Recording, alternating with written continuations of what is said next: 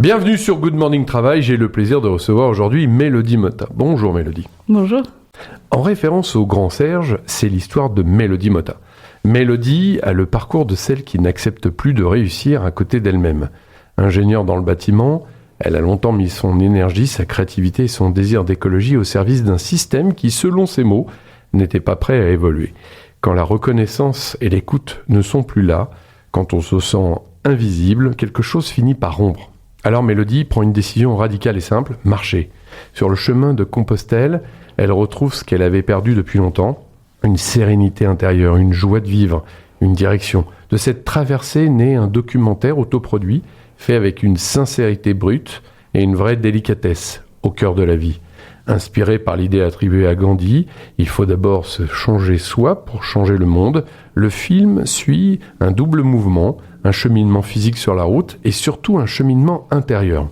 Mélodie y rencontre des personnes qu'elle appelle les colibris du nouveau monde, des femmes et des hommes alignés, ancrés, créateurs d'un monde plus humain et plus authentique.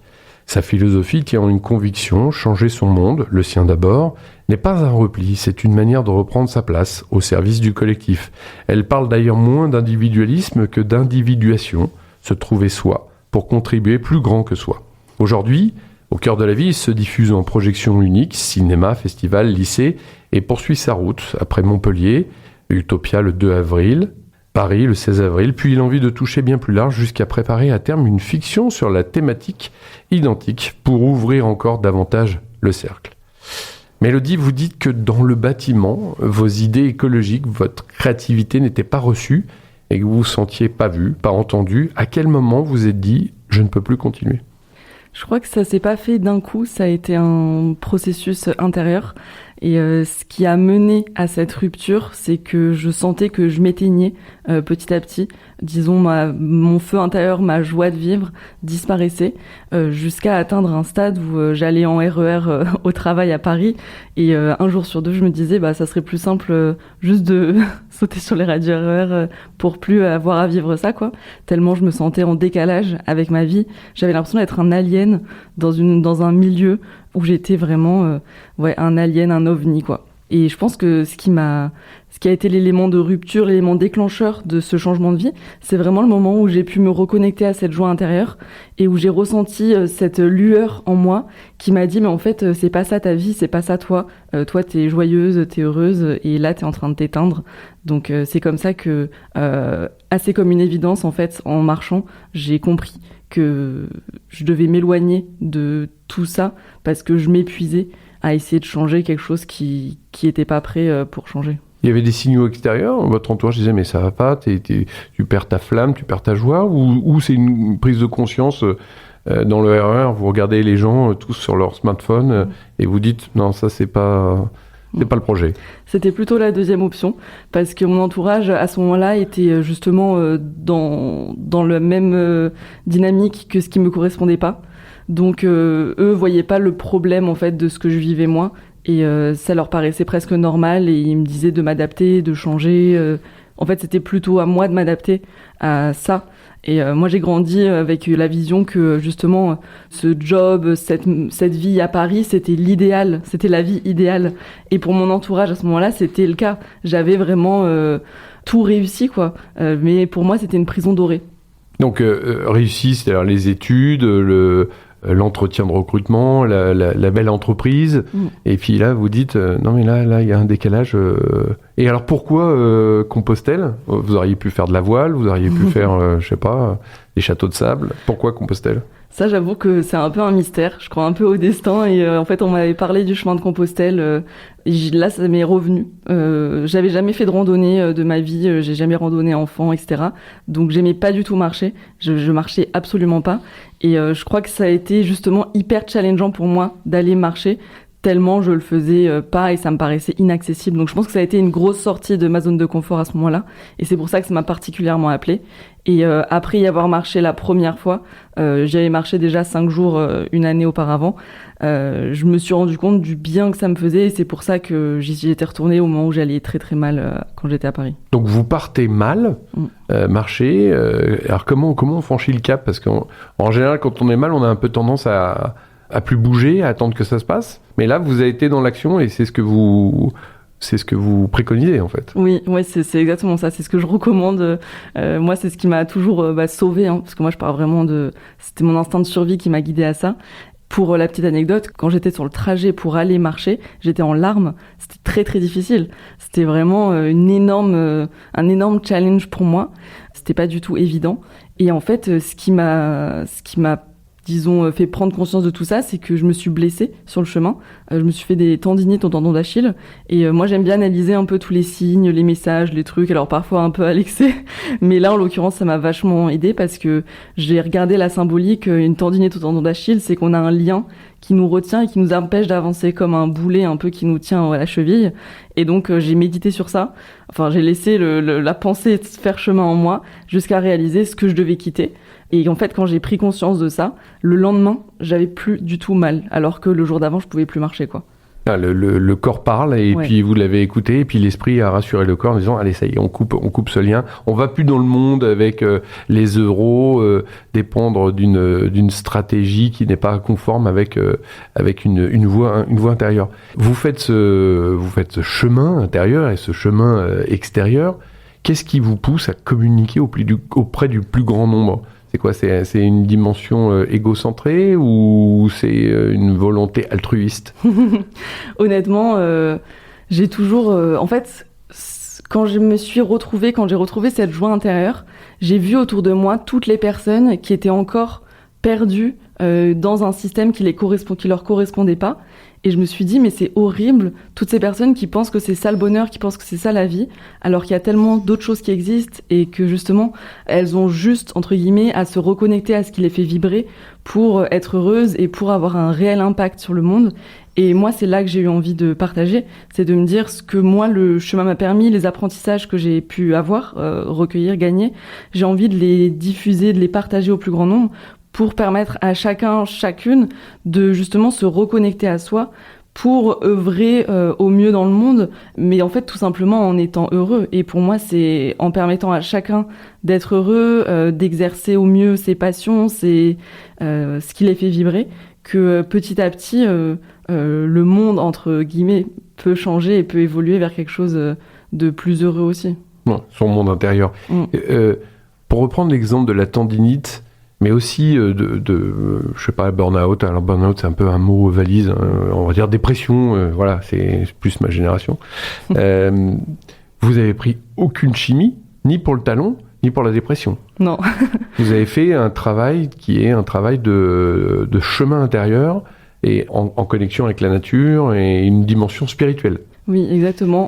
Pardon. Non, je vous en prie. Et à quel moment vous avez reçu des messages des messages de la vie dans votre balade, dans votre cheminement? Vous êtes dit, ça y est, c'est là. Il y a un premier message qui m'est arrivé, qui était un cadeau immense. En fait, au bout d'une semaine de marche, je commence à ressentir cette lueur et à me retrouver. Et c'était au moment où j'étais encore à Paris. J'étais pas encore rentrée pour quitter mon travail à Paris. Et en fait, j'avais appelé mon médecin traitant pour lui raconter un peu, je sais pas pourquoi je l'avais appelé, pour lui raconter un peu ce que j'avais vécu à Paris et là, comment je me sentais maintenant sur le chemin. Et c'est lui de lui-même qui m'a dit « Ok, tu retournes pas à Paris, je t'arrête et tu continues de marcher. » Et ça a été un premier cadeau parce que je me suis dit « Ok, donc en fait, il y a des manières d'aller bien et on m'encourage à aller dans cette manière-là. » Et après, sur le chemin, les rencontres. C'est vrai que les rencontres que j'ai pu faire sur le chemin m'ont beaucoup inspiré à aller plus vers moi, à écouter mon cœur. Quand je suis repartie marcher du coup pour faire le film, donc pendant 3 mois, une des personnes qui m'a vraiment inspirée, c'était une artiste qui vivait au bord du chemin, enfin qui avait sa maison le long du chemin. Et sa manière de vivre, la manière dont elle exprimait ses émotions, ses messages, me parlait énormément et m'a fait comprendre que j'avais ça aussi en moi à diffuser et à exprimer. Et voilà, plein de petites choses, après plein de petits signes, des petites choses un peu anecdotiques, mais quand j'étais à un moment dans le Pays Basque, je disais à moi-même, voilà, qu'est-ce que j'aimerais tomber sur une ferme qui vend du fromage de brebis. Et là, comme par hasard, une ferme apparaît. Enfin, que des petits trucs comme ça qui sont sympas. Et est-ce qu'on devient messager quand on reçoit le message ? Je sais pas. Je sais pas, honnêtement, pas forcément, je pense. Je crois que chacun a une ou plusieurs missions, entre guillemets. En tout cas, quelque chose qui les anime et qui leur permet de s'exprimer, enfin, de quelque chose à partager au monde, à apporter au monde. Moi, je pense que c'est de partager et de transmettre. Mais je pense pas que tout le monde ait ça. Je pense qu'il y a, voilà, il y a des personnes qui sont dans le soin, il y a des personnes qui sont, enfin, plein de choses en fait. Donc je suis pas sûre que quand on reçoit le message, on le transmette forcément. Mais je crois qu'effectivement, pour moi, pour parler pour moi, une fois que je l'ai ressenti au plus profond de moi, j'ai ressenti vraiment le besoin de le diffuser et de me dire, je peux pas garder ça pour moi. J'ai envie de permettre à tout le monde de se retrouver. C'était ma petite pique tout à l'heure, égocentrée et transmission, évidemment. On avait préparé cette interview et vous êtes dans la transmission. Qu'est-ce que vous avez envie de dire à quelqu'un qui est dans le mal, là, peut-être qui nous écoute, qui est dans le métro, qui est dans le bus et qui a la boule au ventre et qui n'a pas envie d'aller travailler, qui est en décalage, mais il y a une réalité économique. Vous avez envie de lui dire quoi ? Déjà, je lui dirais que c'est pas sa faute, parce que je pense qu'on peut avoir tendance à se dire... j'essaye de me rentrer dans le moule et j'y arrive pas, je suis nulle, je suis pas assez bien pour cette vie-là. En fait, je crois que c'est pas ça le vrai sujet. Le vrai sujet, c'est plutôt qu'est-ce qui me correspond moi, plutôt que comment essayer de rentrer dans quelque chose qui me correspond pas. Après, pour trouver ce qui nous correspond soi, pour l'avoir expérimenté, c'est très très difficile, voire impossible, je pense, de le trouver tant qu'on est encore dans ce flux, cette routine qui nous va pas, parce que ça prend trop de place en fait dans notre vie. Et moi, ce que je recommanderais, à cette personne qui nous écoute, c'est de prendre un petit temps off, d'écart par rapport à prendre du recul en fait, par rapport à ce qu'elle vit et qui lui convient pas. Parce que pour moi, quand on fait de l'espace et quand on prend un pas de côté, c'est ça qui nous permet justement de voir un peu mieux la situation, etc. Il y a les vertus aussi de la marche.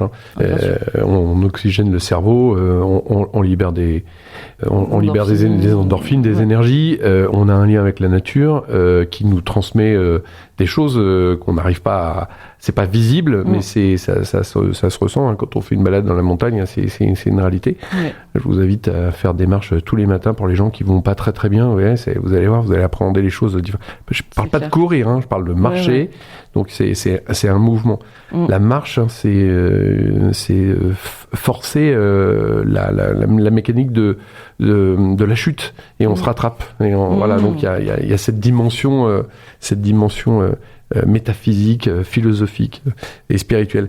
C'est quoi l'étape d'après alors, Mélodie ? C'est un film, une fiction, un livre, c'est quoi les projets ? Parce que là, je vois, vous êtes solaire, rassurez-vous, elle n'a pris aucun médicament, elle n'est même pas sous emprise de drogue et elle est rayonnante. C'est quoi l'étape d'après, Mélodie ? C'est vrai que pour l'instant, je diffuse ce film largement. Le livre, c'est déjà fait. J'ai écrit un recueil de poèmes en parallèle du film que je présente à la fin du film, donc qui est réservé pendant les projections. Et là, l'étape d'après, en fait, il y en a plusieurs. D'un côté, c'est de passer derrière l'écran pour permettre à ces personnes qui ont envie de se retrouver de découvrir ça de plus près. En fait, concrètement, j'organise des marches sur le chemin de Compostelle pour accompagner les personnes qui ont envie de se retrouver, de prendre du temps pour elles, de faire ce cheminement intérieur-là. Je les accompagne pendant une semaine. Et de l'autre côté, effectivement, comme vous l'avez dit, c'est vrai que j'ai ce projet d'une fiction qui serait sur le même sujet, mais traité un peu différemment et qui permettrait de toucher le plus grand nombre, toujours sur ce sujet-là, de suivre son cœur pour pouvoir changer le monde. Mais tout le monde n'a pas forcément envie de changer le monde. Je pense que tout le monde a envie d'être heureux, par contre. Donc, suivre son cœur pour être heureux, je crois que c'est la chose que j'ai envie le plus de partager. Il y a de plus en plus de gens qui s'autorisent à être alignés, et notamment avec le Covid, où ils se sont retrouvés face à eux-mêmes, et ils se sont dit, c'est pas possible, ces conditions-là, je vais pas y retourner. Donc ça, il y a un effet accélérateur. C'est pas une crise existentielle d'occidentaux enfants gâtés, c'est simplement une reconnexion à la spiritualité, à la nature, et une quête de soi, mais pas pour soi, pour le collectif, c'est ce qu'on disait tout à l'heure. Exactement. Belle route à vous. Donc on se retrouve dans un an, on fait un point dans un an, Mélodie ? Avec plaisir. Bon, super. Merci Mélodie pour ce témoignage et belle route à vous. Merci beaucoup.